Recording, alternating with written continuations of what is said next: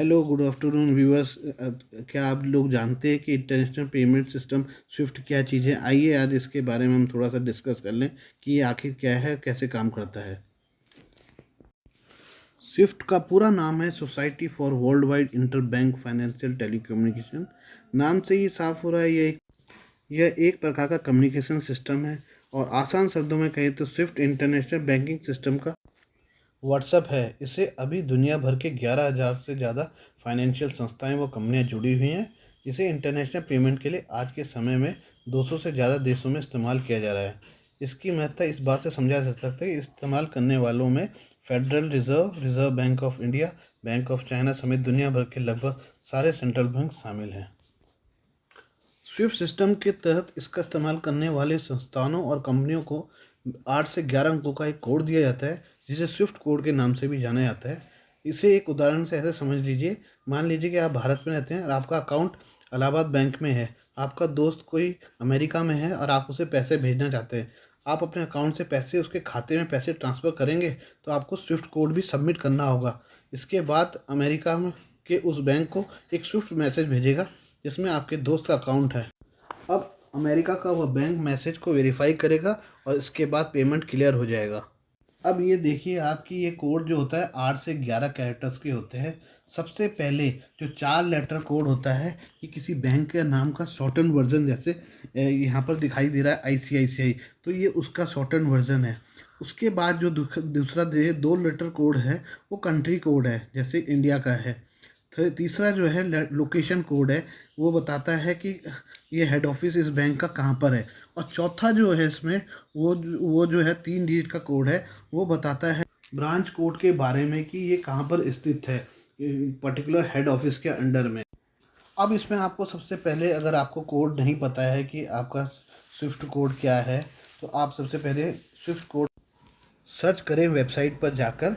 और यहाँ आपको सबसे पहले जो वो दिखाई देगी, वो स्क्रीन पे ऊपर दिखाई दे रहा है, उसमें आपको जाके सबसे पहले कंट्री को सेलेक्ट करना है। जो उसमें आपको खाली गैप सा दिख रहा है, उसमें आपको कंट्री डालना है। तो जैसे यहाँ पर डालना है, हमने इंडिया डाला। उसके बाद आता है आपका दूसरा नंबर का जो खाना है, उसमें सेलेक्ट अ बैंक, आपका कौन सा बैंक है। तो जैसे अभी जो मैंने डाला है एसबीआई डाला हुआ है, तो एसबीआई आप सेलेक्ट कर लिया, जो भी आपका बैंक होगा। तीसरे में आपको ढूंढना है, सिटी का ऑप्शन आएगा, उसमें आपको सिटी ढूंढनी है तीसरे में। चौथा जो है आपको, चौथा जो खाना है, उसमें आपको ब्रांच, बैंक का ब्रांच नेम ढूंढना है। जो आप बैंक का ब्रांच नेम ढूंढ जाएंगे, जब ये 4 चीज़ें आप कर लेंगे, तो उसके बाद आपको आपका जो स्विफ्ट कोड है वो तुरंत से मिल जाएगा। क्या हम स्विफ्ट ट्रांसफ़र को ट्रैक कर सकते हैं? एक कस्टमर को स्विफ्ट टर्मिनल को एक्सेस करने की अनुमति नहीं दी जाती। ये काम सिर्फ और सिर्फ आपके रिस्पेक्टेड बैंक ही कर सकते हैं। अगर आपको किसी ट्रांजैक्शन में कोई दिक्कत दिखाई दे या तो आप अपने नज़दीकी बैंक से संपर्क कर सकते हैं, वो आपकी मुश्किल को दूर कर देंगे। यह G10 देशों के केंद्रीय बैंकों, यूरोपीय सेंट्रल बैंक और नेशनल बैंक ऑफ बेल्जियम द्वारा नियंत्रित है। इसमें Belgium, Canada, France, Germany, Italy, Japan, Netherlands, Sweden, Switzerland, United Kingdom और संयुक्त राज्य अमेरिका का पूरा वर्चस्व है।